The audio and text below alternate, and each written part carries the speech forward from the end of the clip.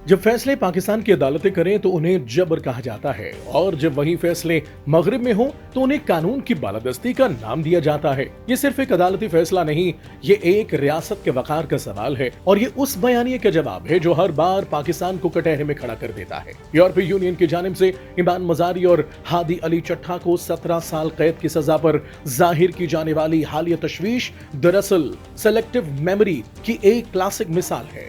ये वो तशवीश है जो सिर्फ उस वक्त बेदार होती है जब मामला पाकिस्तान से जुड़ जाए, मगर जब मगरिब अपने ही कानून के तहत सजाएं सुनाता है तो यही आवाजें खामोश हो जाती हैं। पाकिस्तान को आजादी इजहार पर लेक्चर देते हुए यूरोपीय यूनियन ये हकीकत फरामोश कर देती है कि वो एक आजाद और खुद मुख्तार रियासत के अंदरूनी अदालती अमल में मुदाखलत कर रही है। इस मुदाखलत से भी ज्यादा तशवीशनाक बात यह है कि इसके जरिए यूरोपीय यूनियन अपनी गहरी मुनाफिकत को खुद ही एक्सपोज कर रही है। जब पाकिस्तानी अदालत डिजिटल तखरीबकारी और कलदम बयानियों के खिलाफ prevention of electronic crimes act यानी पीका का इतलाक करती है तो ब्रसेल्स को ये जबर दिखाई देता है। मगर अगर निगाह उन रियासतों की तरफ मोड़ ली जाए जिन्हें यूरोपीय यूनियन जमहूरियत का नमूना करार देती है तो तस्वीर कुछ और ही नजर आती है। बरतानिया में ऑनलाइन सेफ्टी एक्ट और पब्लिक ऑर्डर एक्ट के तहत सोशल मीडिया पर ऐसे मवाद पर जेल की सजाएं दी जाती हैं जो इंतहाई तौहीनामेज हो या नफरत को हवा देने के जुमरे में आए। बरतानवी अदालतें अवामी नज़्मो ज़ब्त को खतरा समझते हुए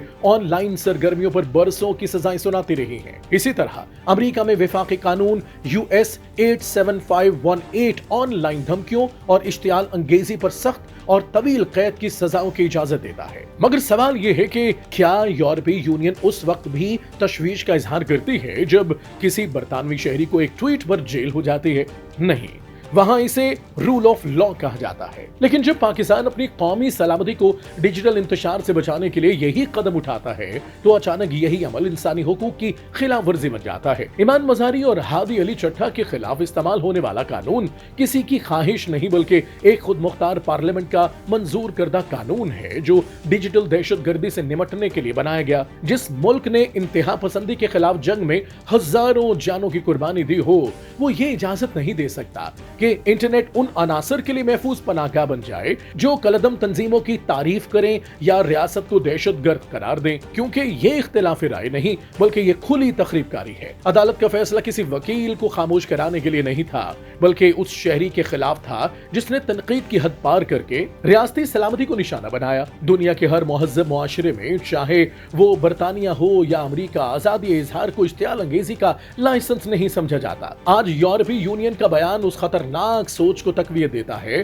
कि कुछ अफराद महज अपने तारुफ या पेशे की बुनियाद पर कानून से बालतर हो जाए। अगर कल पाकिस्तान यूरोपीय यूनियन को उनके अंदरूनी मसाइल या साइबर कवानीन पर नसीहत करना शुरू कर दे तो क्या उसे संजीदगी से लिया जाएगा? ब्रसेल्स को यह हकीकत कबूल करना होगी कि पाकिस्तान अब कोई नौ आबादियाती नहीं जो किसी का मोहताज हो। पाकिस्तान के अपने मसाइल हैं, अपने कवानीन हैं और अपनी अदालतें हैं। अगर इंसानी हकूक वाकई आलमी उसूल हैं तो वो सबके लिए बराबर होने चाहिए, ना कि सिर्फ मगरिब के लिए।